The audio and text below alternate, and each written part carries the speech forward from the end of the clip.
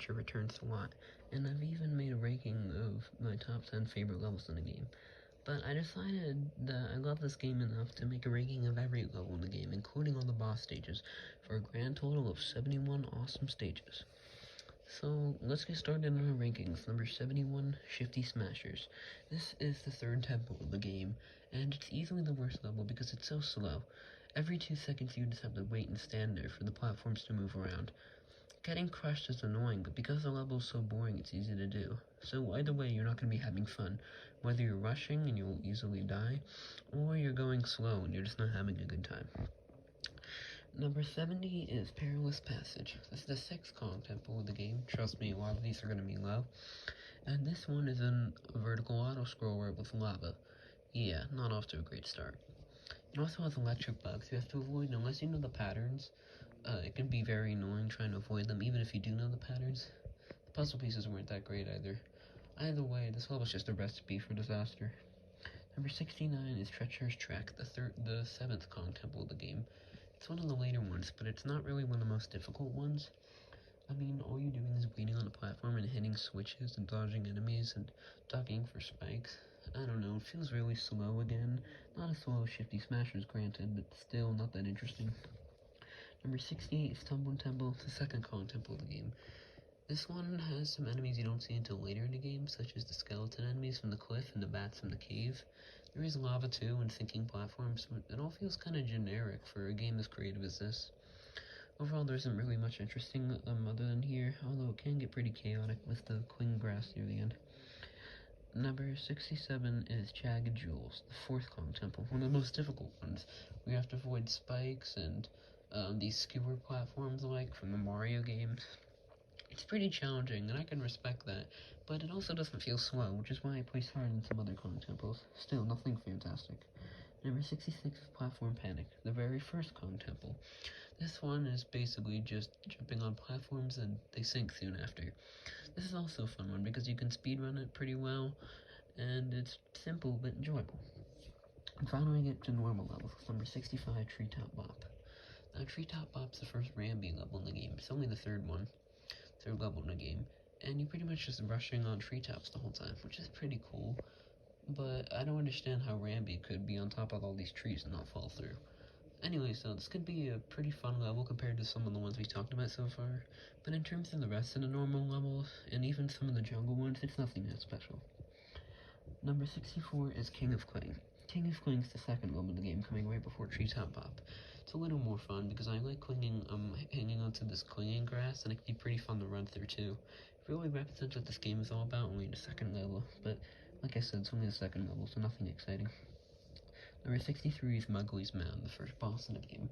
Mowgli can be pretty fun for a first world boss, but all he does is really just charge at you and float in the air for a little bit. Still, I really do like punching the Tiki at the end of every boss fight, and punching Crazy Kalimba here is pretty cool.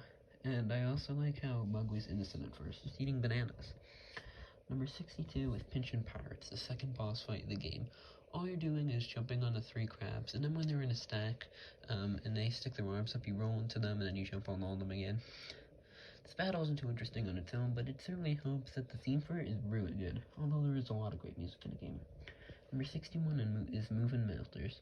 Now we move on to one of the last levels in the game, in the Volcano World. The reason I put this one so low isn't because it's difficult or anything. It just doesn't really introduce anything new other than platforms that sink into the lava, which is pretty basic and boring for the high quality standards of this game. The part near the end can be especially frustrating if you keep dying, because it's sinking into the lava and you avoid a bunch of fireballs. Not terrible though, it can be pretty fun.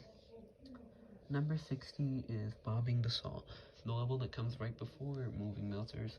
A little bit better. Platforms sink in and out of the lava again, but this time you don't have to wait on them and for a while, which makes it a bit more fun. And also near the end there's a huge barrage of fireballs, which can be pretty satisfying to avoid. And number 59 is Blast and Bounce, the 5th Kong temple of the game. We're almost done with these, I promise.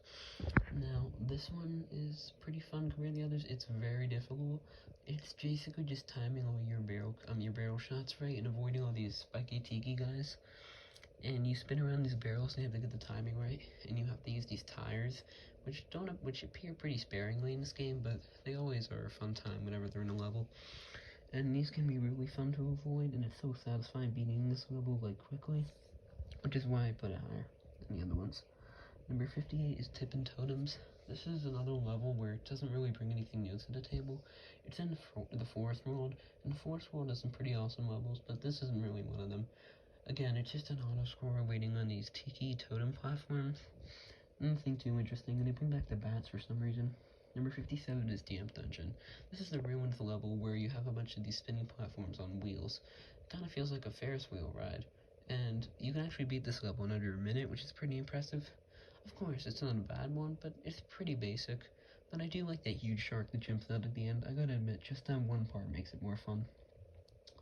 Number 56 is Springy Spores, another forest level where all you're really doing is bouncing on a bunch of mushrooms. Other than the ending part where there's so many mushrooms and you get to jump on a bunch of enemies and get puzzle pieces and such, there isn't really much to say about this one. It's pretty basic. Number 55 is Cannon Cluster, another one you can beat really fast, a beach one with a barrage of cannonballs. You have to avoid them, and it can actually be pretty fun, I gotta say.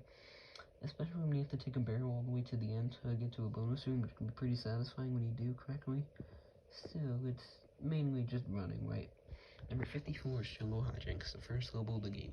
It introduces you to all the basic mechanics of the game, such as barrel blasting, bonus rooms, Diddy Kong, the background segments, etc.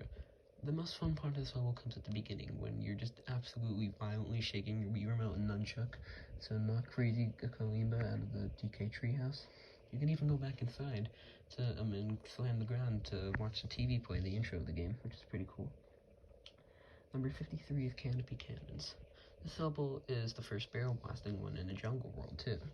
It can be pretty fun timing these shots right, and because it's not that challenging or whatever, you'd never get frustrated playing this one. I like the music, too.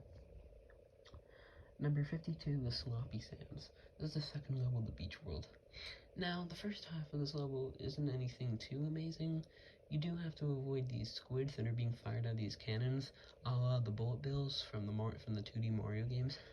They're pretty fun to avoid, but the real treat comes at the end of the level, where there's a really nice, relaxing, and almost kind of melancholy song as you avoid these squid shots as you climb up the sand. Again, it's a pretty fun time, actually. Number 51 is Crazy Kart. Now, in Crazy Kart, it's the first minecart level in the game. You avoid a bunch of moles, but the real best part of this level is when you get to see that absolutely gorgeous waterfall near the end. And the music's pretty awesome, too, and it's just a very nice ride, very cinematic, especially for being this early in the game. Number 50 is Poppin Planks. This is the first level of the beach world, so, nothing too difficult. It's just 2-1. Now, you do get to ride on some planks near the end and avoid some sharks. There's even a fun shortcut where you hop off some tiki zingers, like these floating tikis. It's pretty cool, and the music is pretty chill, too, I gotta say. Number 49 is 5 Monkey Trap. You finally get to the best Kong Temple, and it doesn't even get that high. But it's just divided into 5 segments of different trials for puzzle pieces. The first one is just avoiding these spiky tikis, then it's avoiding the screaming pillars, then it's bouncing off of squids, then it's avoiding these tikis that rotate around a spinning platform, and finally you avoid a bunch of spike balls in the end. It's very challenging. This is one of the most challenging Kong temples, but I really like how segmented it is. It really makes it feel, sure, more linear, but also more interesting and unique compared to the rest of the Kong temples.